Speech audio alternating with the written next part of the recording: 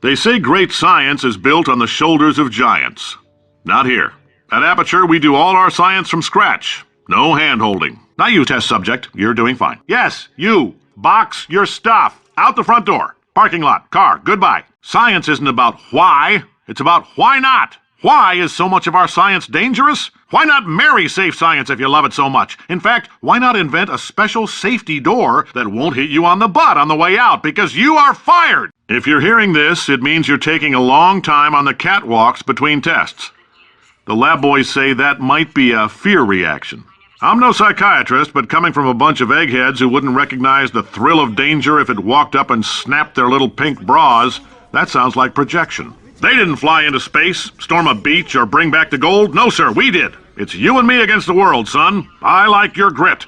Hustle could use some work, though. Now let's solve this thing. I'm telling them, keep your pants on. All right, this next test may involve trace amounts of time travel. So, word of advice, if you meet yourself on the testing track, don't make eye contact. Lab boys tell me that'll wipe out time. Entirely. Forward and backward. So, do both of yourselves a favor and just let that handsome devil go about his business. Ha! I like your style. You make up your own rules, just like me. Bean Counter said I couldn't fire a man just for being in a wheelchair. Did it anyway. Ramps are expensive. Welcome, gentlemen, to Aperture Science.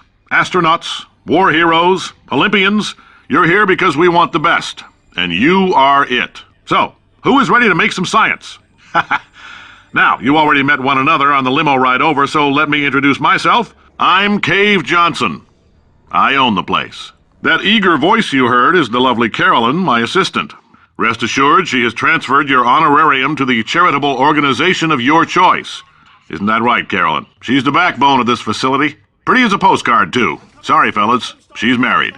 To science. Congratulations! The simple fact that you're standing here listening to me means you've made a glorious contribution to science. As founder and CEO of Aperture Science, I thank you for your participation and hope we can count on you for another round of tests. We're not going to release this stuff into the wild until it's good and damn ready, so as long as you keep yourself in top physical form, there'll always be a limo waiting for you. Say goodbye, Carolyn. She is a gem. All right, let's get started.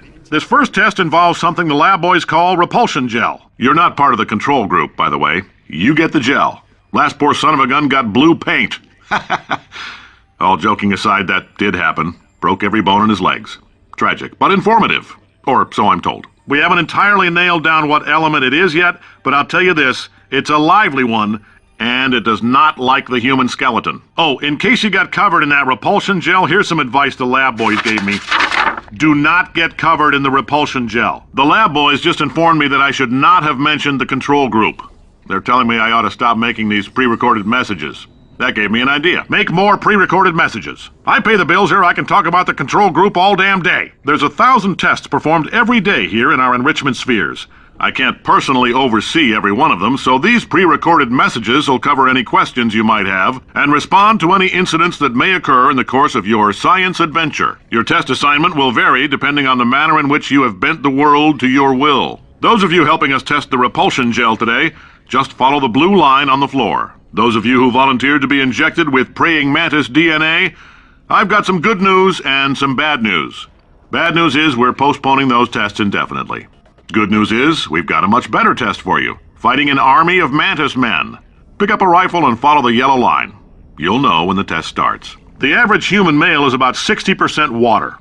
As far as we're concerned, that's a little extravagant. So if you feel a bit dehydrated in this next test, that's normal. We're going to hit you with some jet engines and see if we can't get you down to 20 or 30%. For this next test, we put nanoparticles in the gel. In layman's terms, that's a billion little gizmos that are going to travel into your bloodstream and pump experimental genes and RNA molecules and so forth into your tumors. Now, maybe you don't have any tumors. Well, don't worry. If you sat on a folding chair in the lobby and weren't wearing lead underpants, we took care of that too. If you've cut yourself at all in the course of these tests, you might have noticed that your blood is pure gasoline.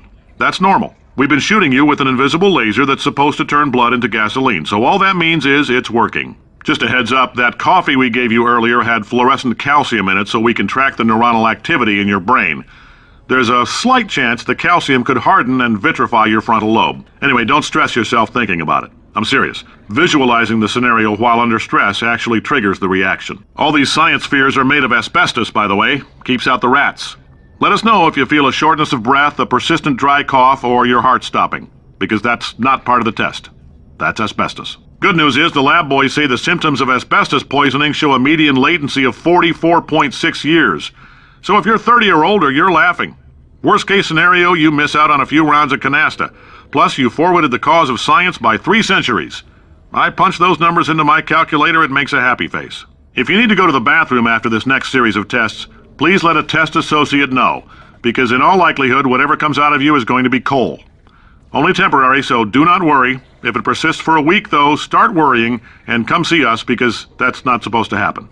Just a heads up, we're going to have a superconductor turned up full blast and pointed at you for the duration of this next test. I'll be honest, we're throwing science at the wall here to see what sticks. No idea what it'll do. Probably nothing. Best case scenario, you might get some superpowers. Worst case, some tumors, which we'll cut out. If you're allergic to peanuts, you might want to tell somebody now, because this next test may turn your blood into peanut water for a few minutes.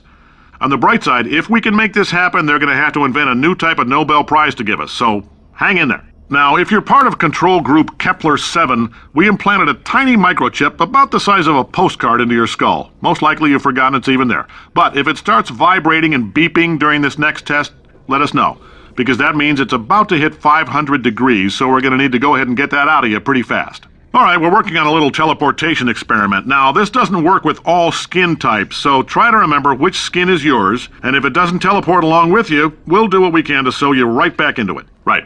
Now, you might be asking yourself, Cave, just how difficult are these tests? What was in that phone book of a contract I signed? Am I in danger? Let me answer those questions with a question. Who wants to make $60? Cash. You can also feel free to relax for up to 20 minutes in the waiting room, which is a damn sight more comfortable than the park benches most of you were sleeping on when we found you. For many of you, I realize $60 is an unprecedented windfall, so don't go spending it all on, I don't know, Carolyn, what do these people buy? Tattered hats? Beard dirt? So, welcome to Aperture. You're here because we want the best, and you're it.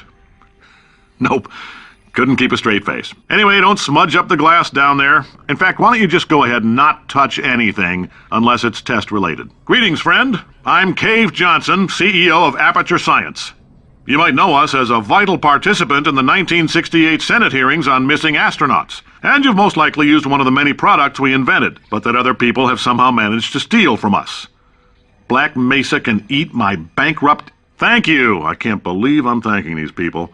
For staggering your way through Aperture Science's propulsion gel testing. You've made some real contributions to society for a change, and for that, humanity is grateful. If you had any belongings, please pick them up now. We don't want old newspapers and sticks cluttering up the building. This on?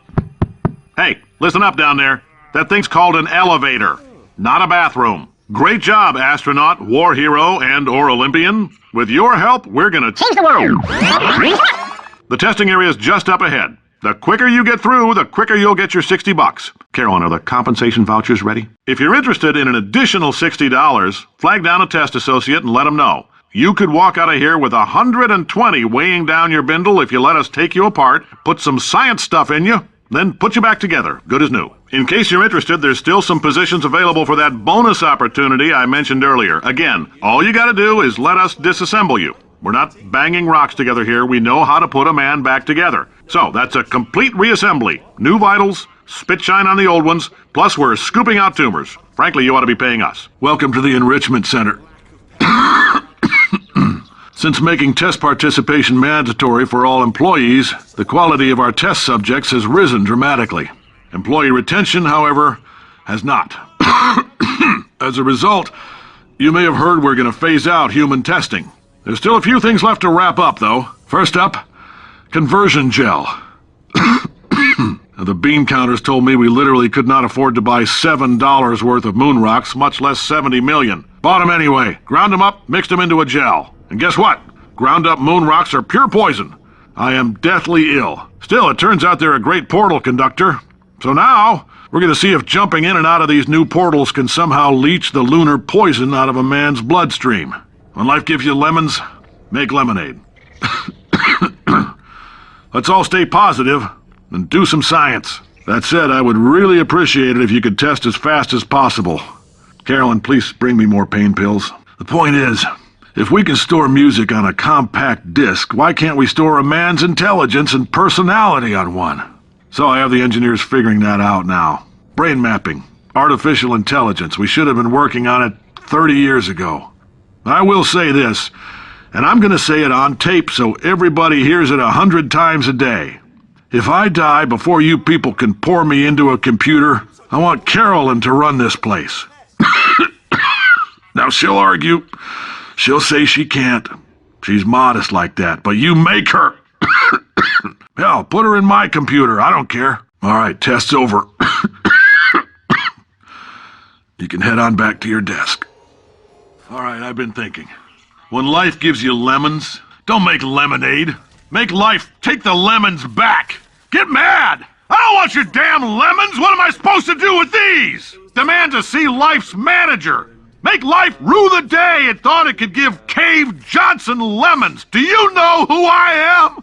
I'm the man who's gonna burn your house down with the lemons. I'm gonna get my engineers to invent a combustible lemon that burns your house down.